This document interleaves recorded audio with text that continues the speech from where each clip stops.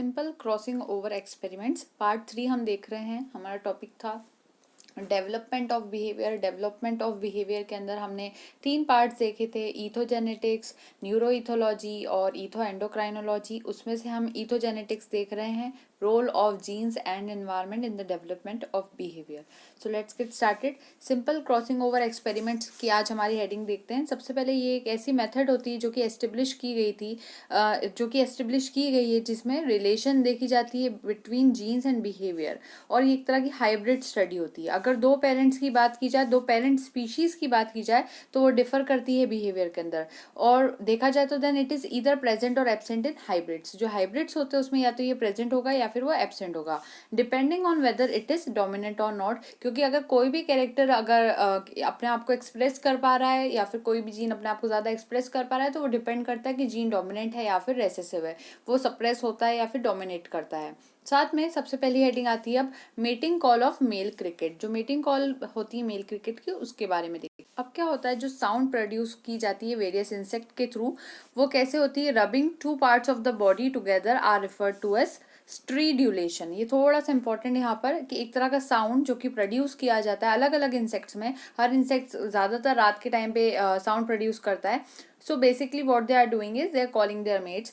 तो ये जो इंसेक्ट्स होते हैं, ये अपने जो 2 बॉडी पार्ट्स होते हैं उनको रब करते हैं आपस में, और इस प्रोसेस को जो नाम दिया जाता है उसको बोलते हैं स्ट्रीड्यूलेशन। अब जो लोकस्ट होते हैं वो स्ट्रीड्यूलेट करते हैं किस तरह से? Bye rubbing the hind legs against prominent hard veins present on the wings. इनके विंग्स के ऊपर कुछ हार्ड वेन्स होती है, उसके ऊपर ये अपने हाइंड लेग्स को रब करते हैं। इस तरह से ये स्ट्रीड्यूलेशन को परफॉर्म करते हैं। अब जो male crickets attract the female of its own species by stridulation, और जो मेल क्रिकेट्स होते हैं वो फीमेल स्पीशीज को स्ट्रीड्यूलेशन की मेथड से अट्रैक्ट करते हैं बाय स्पेसिफिक मेटिंग सॉन्ग्स।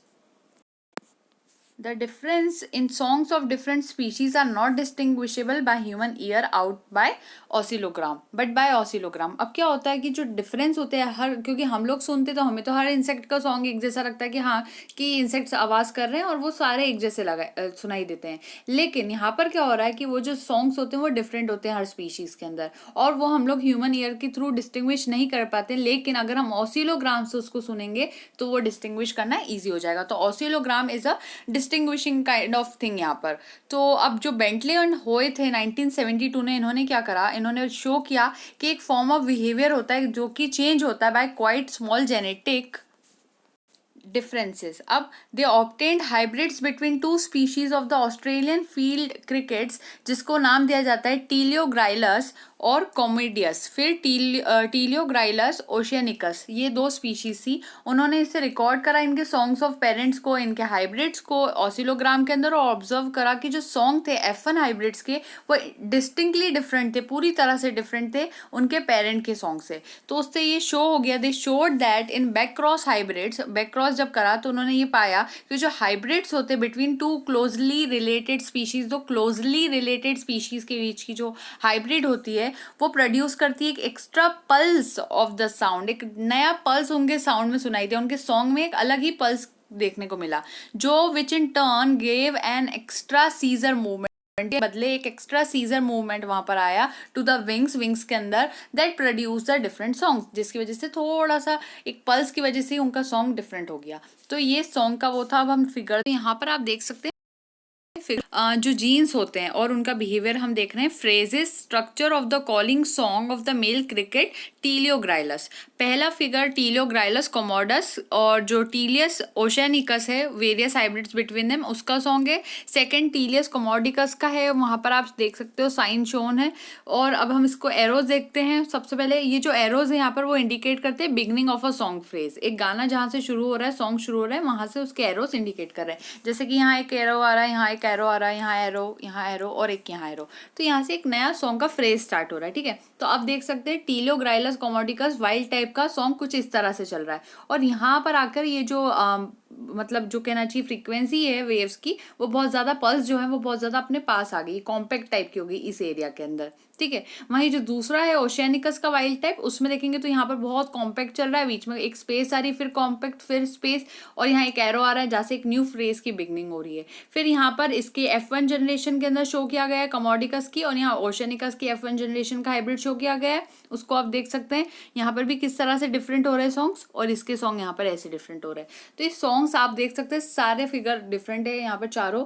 तो इस तरह से सॉन्ग में डिफरेंसेस देखने को मिलते हैं। Mating call of male cricket हमने देखा। अब हम देख रहे हैं nest material carrying behaviour of love birds. जो नेस्ट मटेरियल कैरिंग होती है बिहेवियर जो देखने को मिलता है लव बर्ड्स के अंदर। लव बर्ड्स हमें मालूम है छोटी टाइप की बर्ड्स होती हैं, ज़्यादा ऊपर तक फ्लाई नहीं कर पाती, और इनका बेसल मेटाबॉलिक रेट भी बहुत हाई होता है। आपने देखा होगा इनको, बहुत लोग इसको एज अ पेट अपने घर में रखते भी हैं। तो हम इसको देखते हैं। जो सेवरल स्पीशीज होती है लव बर्ड की, वो differ not only in appearance, दिखने में ही सिर्फ अलग नहीं होती बल्कि उनकी बिहेवियर भी डिफरेंट हो सकते हैं। जैसे स्पीशीज की बात की जाए, एक स्पीशीज होती है ए फिशेरी, जो कि यूज करती है उसकी बिल को, उसकी जो बिल होती है, बिल हम देख सकते हैं ये बिल वाला पोर्शन होता है, तो ये जो बिल होती है वो उसकी हेल्प करती है to transport small pieces of bark for building a nest. तो एक स्पीशीज क्या कर रही है यहाँ पर, वो अपने बिल का यूज कर रही है जिससे वो ट्रांसपोर्ट करती है छोटे छोटे लकड़ी के टुकड़ों को और फिर अपना नेस्ट बनाती है। वहीं जो अनादर स्पीशीज है जिसका नाम है ए रोजी कॉलिन्स। अब यहाँ पर क्वेश्चन उठता है कि ये रोजी कॉलिस जो है उसके पीछे ये जो ए लगा हुआ है वो ए क्या होता है, तो वो होता है एगापोर्मिस। तो एगापोर्निस जो बर्ड होती है एगापोर्निस, और उसके अलग अलग स्पीशीज यहाँ को देख सकते हैं। तो जो पोर्निस जो रोजे कॉलिस है वो क्या करती है, वो टक करती है नेस्ट बिल्डिंग मटेरियल को। जो नेस्ट बिल्डिंग मटेरियल होता है उसको अपने जो कहना चाहिए यहाँ पे विजिबल नहीं हो रहा होगा, रम्प फेदर्स जो होते हैं उसके अंदर उसको टक कर लेती है, अंदर रख लेती है, और फिर उसके बाद उनको लेकर जाती है वहां से।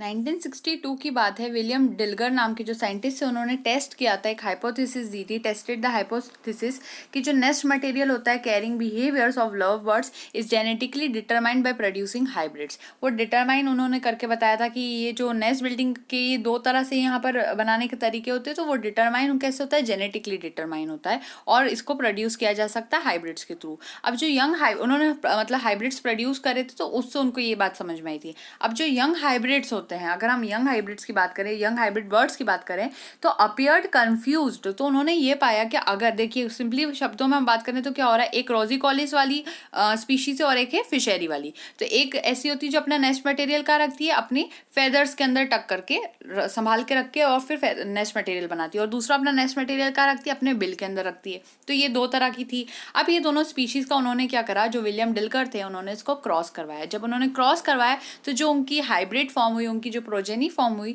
तो उन्होंने ये पाया कि जो हाइब्रिड बर्ड्स थी वो थोड़ी सी कंफ्यूज थी, कि उन्हें समझ में नहीं आ रहा था कि वो कहाँ पर अपना नेस्ट मटेरियल कैरी करें, वो बिल में करें या फिर अपने फेदर्स में टक करें उसे।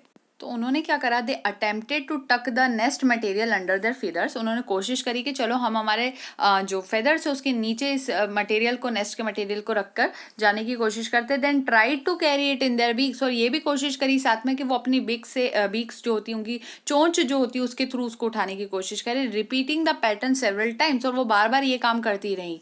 इवेंचुअली जो बर्ड्स थी, इवेंचुअली क्या हुआ, जो बर्ड्स थी उन्होंने क्या करा, carried the nest material in their bills, और फाइनली उन्होंने जो चीज़ करी, उन्होंने अपने बिल के थ्रू ही उसको नेस्ट मटेरियल को उठाया। But it took them up to 3 years to perfect this behaviour. लेकिन उनको ये वाले बिहेवियर को परफेक्ट करने के लिए 3 साल लग चुके थे, और most of them continued to make futile attempts to tuck material into their feathers. और बीच में कुछ ऐसी स्पीशीज भी थी इन्हीं के अंदर, कुछ ऐसे हाइब्रिड्स भी थे जो पूरे टाइम लगातार ऐसे अटेम्प्ट्स भी करते रहे कि वो कैसे भी करके ये जो मटेरियल है उनको अपने फेदर्स में टक कर ले। बेसिकली उन्होंने बिल से उठाया, लेकिन वो कोशिश ये भी करते थे कि फेदर्स में उसको टक कर सके। लेकिन ये जो स्टडीज थी उसने सजेस्ट कर दिया कि जो मेथड होती है ट्रांसपोर्टिंग नेस्ट मटेरियल की, वो इनहेरिटेड रहती है, but somewhat flexible due to different genetic makeup. लेकिन उन्होंने ये बताया कि जो ट्रांसपोर्टिंग वाला मैकेनिज्म है वो इनहेरिट तो होता है, लेकिन कई हद तक ये फ्लेक्सिबल भी होता है, कि एक चीज़ हो गई तो इसका मतलब नहीं कि वही बार बार होगी, फ्लेक्सिबिलिटी इस शेड्यूल में, जिससे कि एक डिफरेंट जेनेटिक मेकअप भी फॉर्म हो सकता है। तो थर्ड है हमारा क्रोइंग पोस्टर्स एंड फॉल। जो फॉल होते हैं उनमें क्या देखा जाता है, जो रूस्टर्स होते हैं उनमें दो डिफरेंट स्पीशीज होती है क्रो की, और डिफरेंट पोस्टर्स होते हैं, डिफरेंट स्पीशीज और डिफरेंट पोस्टर्स। पहले होते हैं जिनकी रिंग नेक्ड होती है, अगर उनकी नेक देखी जाए तो वो कैसी होती है, रिंग्स वाली होती है। और वो क्या करते हैं, ये ऐसे फीजेंट क्रोज होते हैं जो कि अपनी नेक को स्ट्रेच करते हैं, पूरी तरह से अपनी गर्दन को स्ट्रेच करेंगे और क्या करेंगे, पॉइंटिंग इट्स हेड अपवर्ड, अपने सिर को कहाँ, ऊपर की तरफ देखेंगे, ऊपर की तरफ उनका हेड हो जाएगा। वहीं जो डोमेस्टिक रूस्टर क्रोज होते हैं वो अपनी गर्दन को स्ट्रेच तो करते हैं, स्ट्रेच करते हैं नेक को, लेकिन क्या करते हैं, नीचे की तरफ देखते हैं। तो ये दोनों डिफरेंट हो गए।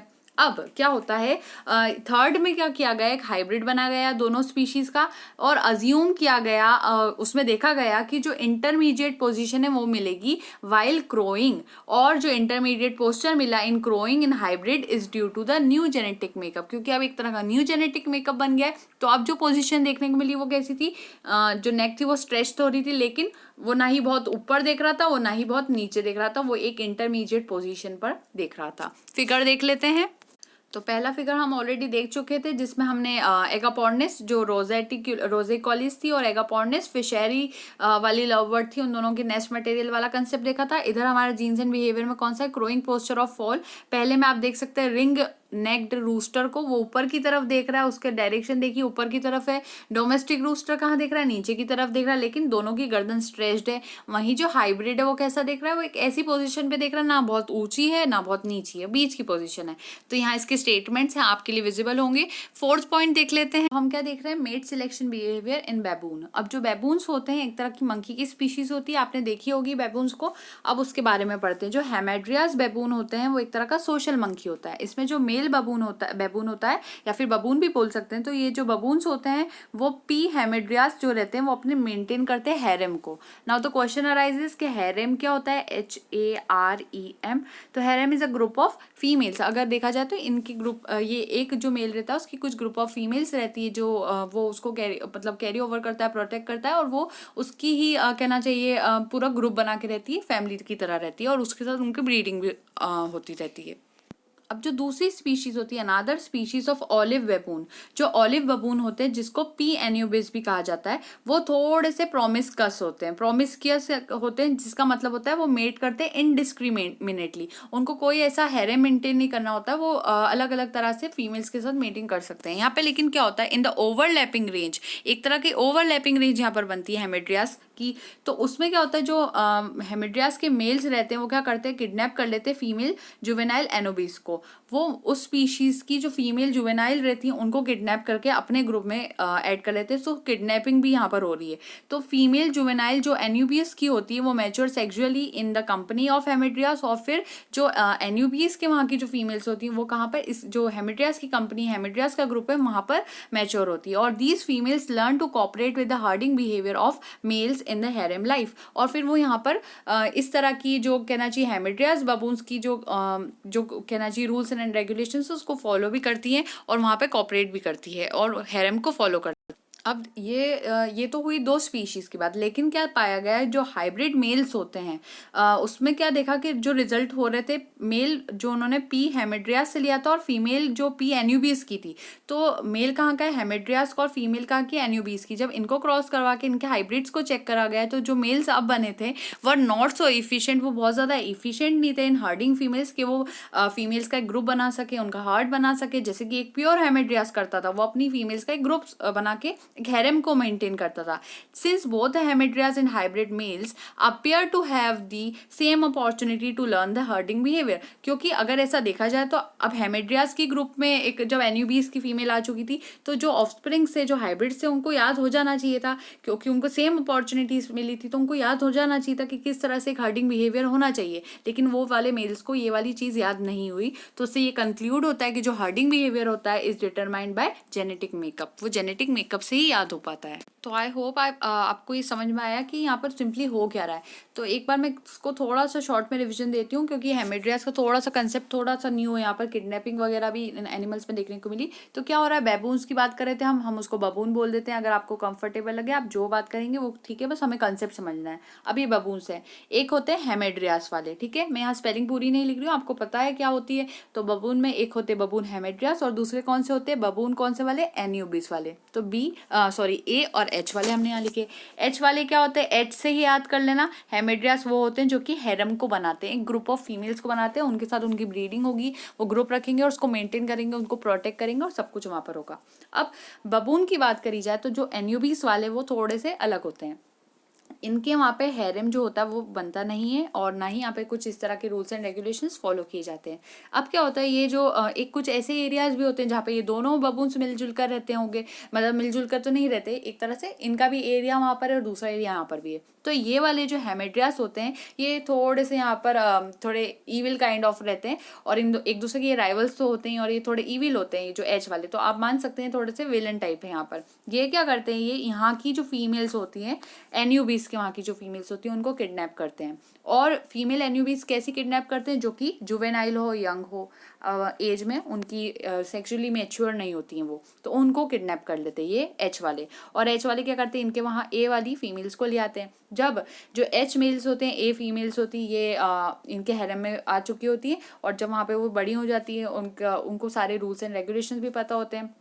अब मान लीजिए इनके जो प्रोजेनी फॉर्म हुई, इनके जो ऑफस्प्रिंग्स फॉर्म हुई वो कैसी होगी, हाइब्रिड होगी, क्योंकि यहाँ पर मेल था कहना चाहिए हेमेड्रियास का और जो फीमेल थी वो कैसी थी, वो थी एन्यूबिस की। तो यहाँ जो नया ऑफस्प्रिंग फॉर्म होता है उसके अंदर दोनों के एच और ए वालों के कैरेक्टर्स होते हैं। तो जो न्यू ऑफस्प्रिंग्स फॉर्म हुए तो ऐसे मेल्स फॉर्म हुए जो कि हैरम को मेंटेन नहीं कर पा रहे थे और उनको ये हर्डिंग बिहेवियर भी याद नहीं हो पा रहा था, जबकि उन्हें सारी कंडीशंस मिली, वो इन्वायरमेंट से सीख सकते थे कि किस तरह से हैरम को बनाना है, किस तरह से हर्डिंग बिहेवियर होता है, लेकिन वो ये सब चीज़ें नहीं सीख पाए और उन्हें प्रॉब्लम्स आई। तो इससे ये साबित होता है कि जो जीन्स जो जेनेटिक मेकअप होता है वो बड़ा यहाँ इंपॉर्टेंट होता है, वो चेंज कर सकता है बिहेवियर को या फिर ना भी करे। तो ये वाली चीज़ हमने mate selection behaviour in baboon में देखी। नेक्स्ट है हमारा topic roles of genes and environment in the development of behaviour.